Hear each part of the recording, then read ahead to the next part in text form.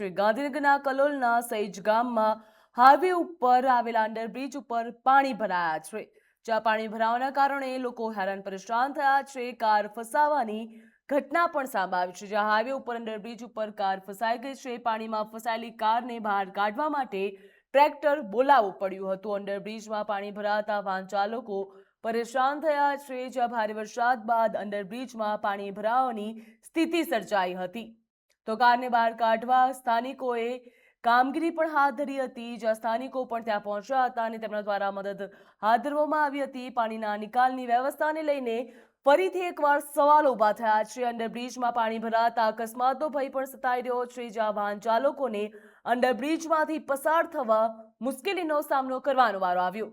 સૈજ અંડરબ્રિજની પાણી ભરાવાની ઘટનાથી તંત્ર સામે સ્થાનિકો દ્વારા સવાલ પૂછવામાં આવી રહ્યા છે, જ્યાં સ્થાનિકો હાલ પણ સવાલ પૂછી રહ્યા છે। દર વખતે ચોમાસામાં આવી જ પરિસ્થિતિ હોય છે, પાણીની કાયમી નિકાલી કરવામાં આવતી નથી, જ્યાં કલોલના સૈજ ગામમાં હાઈવે ઉપર આવેલા અંડરબ્રિજમાં પાણી ભરાયા છે। હાઈવે ઉપર આવેલા અંડરબ્રિજમાં પાણી ભરાવાના કારણે કાર ફસાવાની ઘટના સામે આવી છે, જ્યાં પાણીમાં ફસાયેલી કારને બહાર કાઢવા માટે ટ્રેક્ટર બોલાવવું પડ્યું છે। મહત્વનું કહી શકાય, જ્યાં ગાંધીનગરમાં વહેલી સવારથી જ વાતાવરણમાં પલટો આવ્યો હતો। વાતાવરણમાં પલટો આવતાની સાથે જ વરસાદ પડ્યો અને વરસાદ પડતા પાણી ભરાવાની સમસ્યા સર્જાઈ હતી, જ્યાં અંડરબ્રિજમાં પાણી ભરાતા કાર ફસાવાની ઘટના સામે આવી હતી। કાર ફસાવતા કારને બહાર કાઢવા માટે ટ્રેક્ટર બોલાવવું પડ્યું હતું।